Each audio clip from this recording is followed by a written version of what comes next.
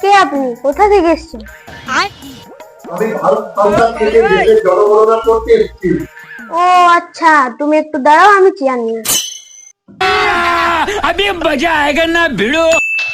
এই নাও, বসো। বেশ, ঠিক আছে। তোমাদের বাড়িতে কতজন সদস্য আছে সেটা বলো।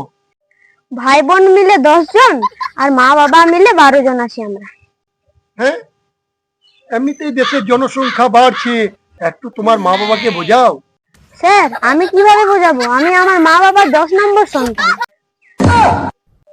আচ্ছা, ঠিক আছে ঠিক আছে, তোমার বাবাকে ডাকো, তোমার বাবাকে বুঝিয়ে বলছি।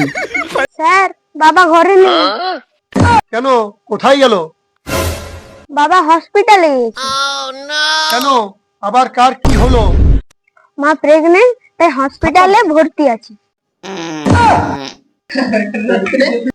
ਕੱਲ ਮੈਨੂੰ ਇੱਕ ਕੁੜੀ ਮਿਲੀ ਜਿਹਦੇ ਗੱਲਾਂ ਦੇ ਵਿੱਚ ਟੋਏ ਮੂਈ ਮੂਈ